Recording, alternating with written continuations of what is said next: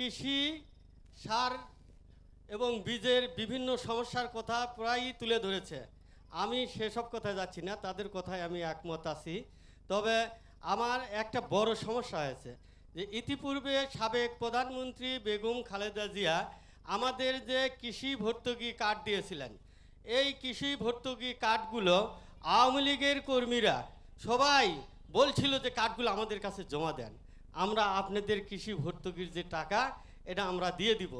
কিন্তু এই কৃষি ভর্তুকির টাকা দেওয়ার কথা বলে এই কার্ডগুলো তারা আমাদের হাতে থেকে ছিনিয়ে নিয়েছে। আজ পর্যন্ত আমরা এই কার্ড উদ্ধার করতে পারিনি, কোনো কৃষি ভর্তুকির টাকাও আমরা পাইনি। তা আমি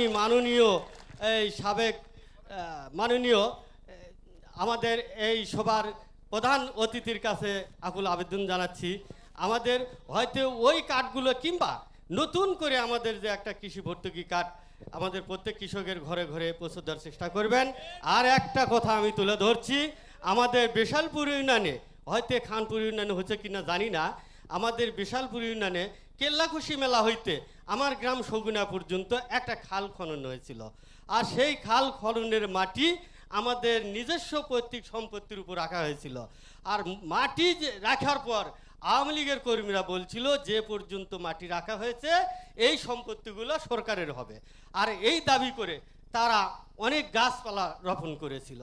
আমার জমির সামনে গেলে আমি বাধা দিয়েছিলাম যে না, আমার পৈতৃক সম্পত্তির গাছ আমি লাগাবো, আপনাদেরকে লাগাতে দিব না, সরকারি জমি যেখানে আছে ওইখানে আপনারা রোপণ করতে পারেন।